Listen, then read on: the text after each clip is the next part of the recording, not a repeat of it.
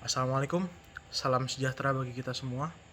Perkenalkan, nama saya Pandu Ersa Pratama dari kelompok 6 yang beranggotakan Anissa Karinina, M. Atalah Arik, Putu Arni Silvi Anita. Kami akan mempresentasikan akuntansi kontrak konstruksi dan akuntansi murabaha. Terima kasih. Baik, di sini saya akan menjelaskan tentang akuntansi kontrak konstruksi. Akuntansi kontrak konstruksi ini diatur dalam PSAK nomor 34 revisi tahun 2010. Tujuan dan pernyataan yang tertuang dalam standar akuntansi keuangan ini adalah untuk memberikan gambaran perlakuan akuntansi pendapatan dan biaya yang berhubungan dengan kontrak konstruksi.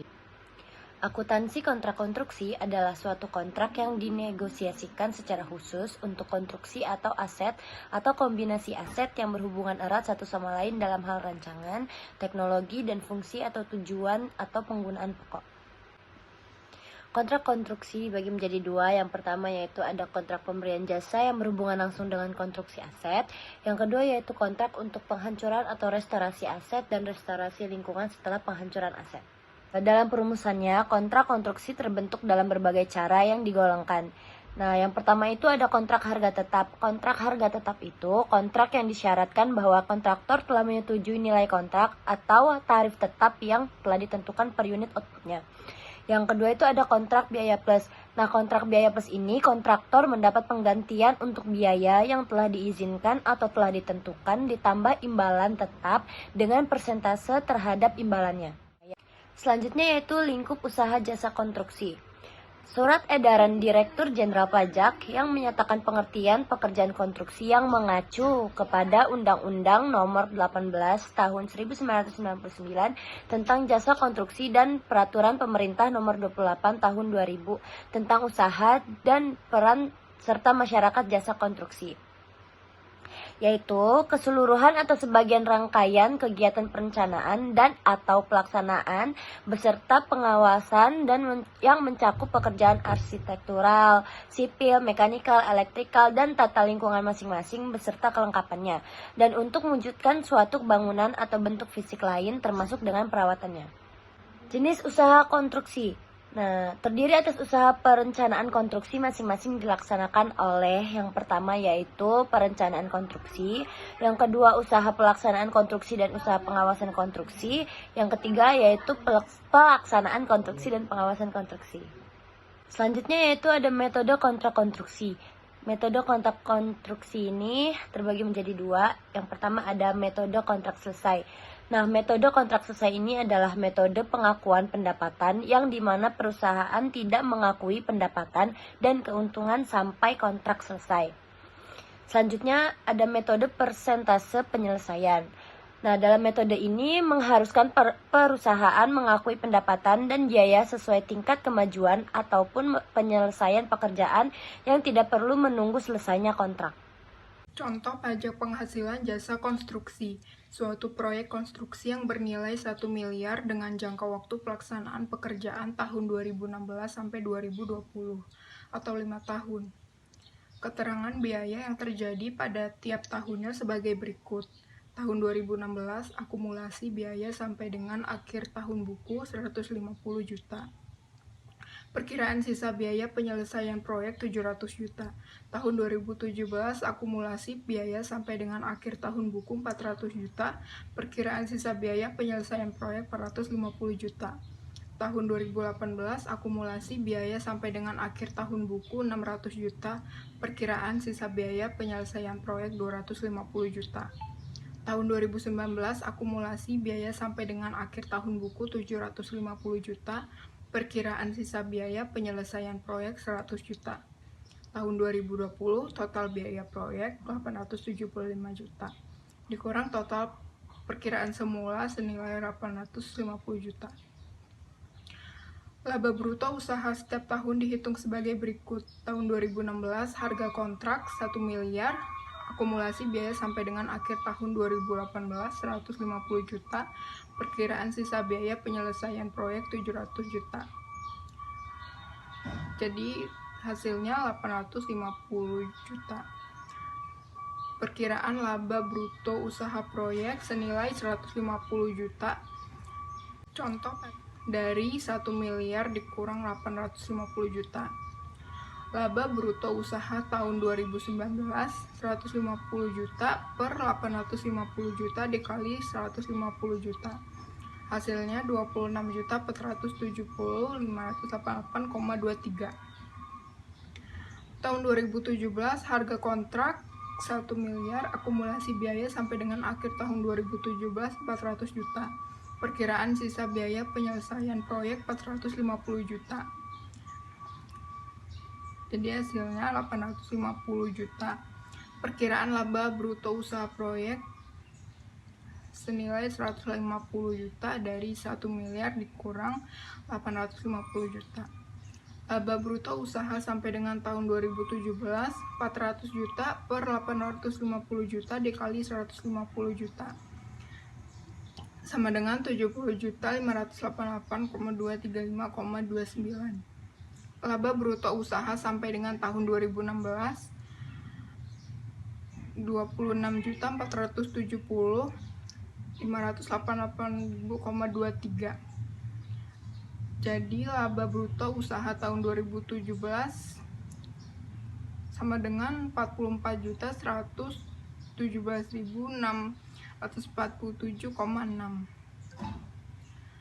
Tahun 2018 harga kontrak 1 miliar.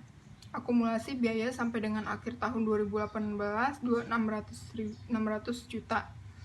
Perkiraan sisa biaya penyelesaian proyek 250 juta.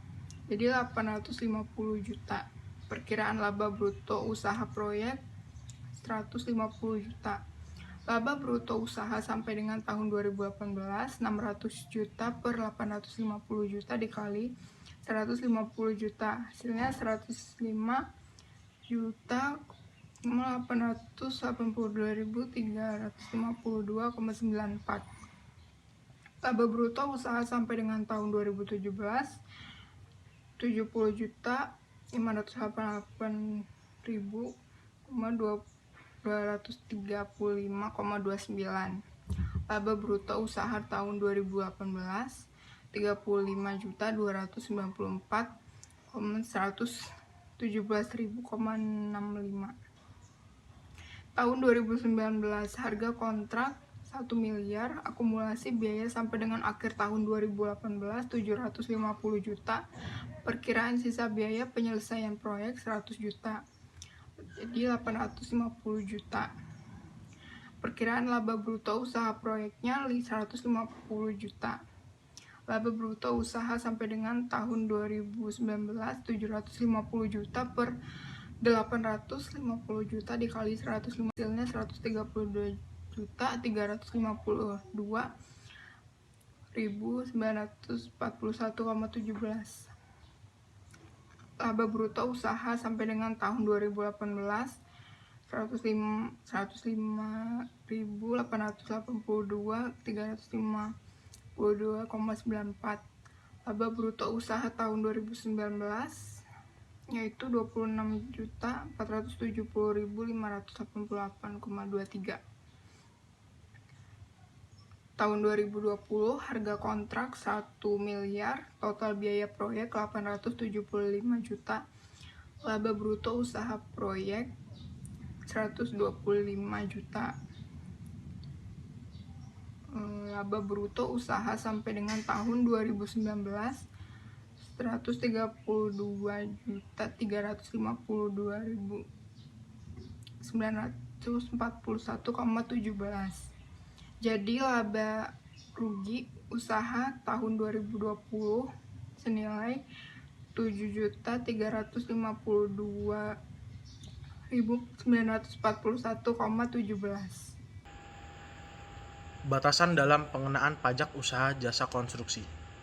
Yang pertama, jasa konstruksi adalah layanan jasa konsultasi perencanaan pekerjaan konstruksi, layanan jasa pelaksanaan pekerjaan konstruksi, dan layanan jasa konsultasi pengawasan pekerjaan konstruksi. 2. Pekerjaan konstruksi adalah keseluruhan atau sebagian rangkaian kegiatan perencanaan dan atau pelaksanaan beserta pengawasan yang mencakup pekerjaan arsitektural, sipil, mekanikal, elektrikal, dan tata lingkungan masing-masing beserta kelengkapannya untuk mewujudkan suatu bangunan atau bentuk fisik lain.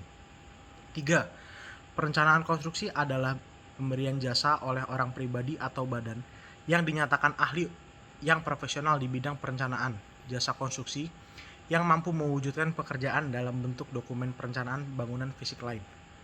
4. Pelaksanaan konstruksi adalah pemberian jasa oleh orang pribadi atau badan yang dinyatakan ahli yang profesional di bidang pelaksanaan jasa konstruksi yang mampu menyelenggarakan kegiatan untuk mewujudkan suatu hasil perencanaan menjadi bentuk bangunan atau bentuk fisik lain. 5. Pengawasan konstruksi adalah pemberian jasa oleh orang pribadi atau badan yang dinyatakan ahli profesional di bidang pengawasan jasa konstruksi yang mampu melaksanakan pekerjaan pengawasan sejak awal pelaksanaan pekerjaan konstruksi sampai selesai dan diserah terimakan. 6. Pengguna jasa adalah orang pribadi atau badan termasuk bentuk usaha yang tetap memerlukan layanan jasa konstruksi. 7. Penyedia jasa adalah orang pribadi atau badan termasuk bentuk usaha tetap yang kegiatan usahanya menyediakan layanan jasa konstruksi, baik sebagai perencana konstruksi, pelaksana konstruksi, dan pengawas konstruksi maupun sub-subnya. 8. Nilai kontrak jasa konstruksi adalah nilai yang tercantum dalam satu kontrak jasa konstruksi secara keseluruhan. Tarif pajak penghasilan untuk usaha jasa konstruksi. Pasal 4 ayat 2 Undang-Undang Pajak Penghasilan telah memberikan wewenang mengatur pengenaan pajak atas penghasilan usaha konstruksi dengan PP nomor 40 tahun 2009 untuk usaha jasa konstruksi yang sifat pengenaannya final. 4% dari jumlah bruto yang diterima wajib pajak penyedia jasa perencanaan konstruksi. 2% dari jumlah bruto yang diterima wajib pajak penyedia jasa pelaksanaan konstruksi atau 4% dari jumlah bruto yang diterima wajib pajak penyedia jasa pengawasan konstruksi. Tata cara pemotongan dan penyetoran. 1. Pemotongan dilakukan oleh pengguna jasa pada saat pembayaran. 2. Sebagai alternatif kedua bahwa penyedia jasa menyetor sendiri PPh final atas jasa konstruksi. 3. Dalam hal tanggal jatuh tempo penyetoran bertepatan dengan hari libur termasuk hari Sabtu atau hari libur nasional, maka saat penyetorannya dapat dilakukan pada hari kerja berikutnya. 4. Apabila penyedia jasa tersebut bentuk usaha tetap, maka PPh final atas jasa konstruksi tidak termasuk kategori pajak. Akuntansi murabaha. Pengertian murabaha yaitu murabaha sebagai akad jual beli barang antara bank syariah dengan nasabah. PSAK nomor 102 tahun 2009. Memberikan batasan murabaha adalah akad jual beli barang dengan harga jual sebesar biaya perolehan ditambah dengan keuntungan yang disepakati, dan penjual harus mengungkapkan biaya perolehan barang tersebut kepada pembeli. Dalam konsep murabaha, pihak penjual memberitahukan kepada pembeli tentang besaran harga pokok barang dan besar keuntungan yang dapat berupa persentase. Transaksi penjualan dapat dikategorikan sebagai transaksi murabaha kedua pihak baik syariah maupun nasabah memenuhi syarat yang ditetapkan. Ketentuan umum murabaha dalam bank syariah. Bank dan nasabah melakukan akad murabaha yang bebas riba. Barang yang diperjualbelikan tidak diharamkan oleh syariah Islam. Bank membiayai sebagian atau seluruh harga pembelian barang yang telah disepakati kualifikasinya. Bank membeli barang yang diperlukan nasabah atas nama bank sendiri, dan pembelian ini harus sah dan bebas riba. Bank harus menyampaikan semua hal yang berkaitan dengan pembelian, misalnya jika pembelian dilakukan secara hutang. Selanjutnya, bank kemudian menjual barang tersebut kepada nasabah dengan harga jual senilai harga beli plus keuntungannya. Dalam kaitan ini, bank harus memberitahu secara jujur harga pokok barang kepada nasabah beserta biaya tambahan yang diperlukan, misalnya ongkos angkut barang. Nasabah membayar harga barang yang telah disepakati tersebut pada jangka waktu tertentu. Untuk mencegah terjadinya penyalahgunaan atau kerusakan akad tersebut, pihak bank dapat mengadakan perjanjian khusus dengan nasabah. Jika bank hendak mewakilkan kepada nasabah untuk membeli barang. Implementasi perhitungan dan akuntansi transaksi murabaha. untuk memudahkan mengimplementasikan dalam perhitungan transaksi murabahah. Ini dapat diilustrasikan sebagai berikut. Pada tanggal 10 Januari 2016, PT Motor Jaya melakukan negosiasi dengan Bank Maju Syariah untuk pembelian mobil seharga 200 juta. Uang muka 10% dari harga barang, margin 20%, jangka waktu 24 bulan, dan biaya administrasi 1% dari pembiayaan bank. Perhitungan dilakukan. Harga barang 200 juta, uang muka 10% dikali 200 juta, dalam kurung 20 juta tutup kurung. Pembiayaan bank syariah 180 juta, margin 20% dikali 180 juta, sebenarnya 36 juta. Harga jual ditambah margin 236 juta. Angsuran per bulan sama dengan dalam kurung harga jual ditambah margin tutup kurung dikurang uang muka dibagi jangka waktu. Sama dengan 236 juta dikurang 20 juta dibagi 24. Sama dengan 216 juta dibagi 24.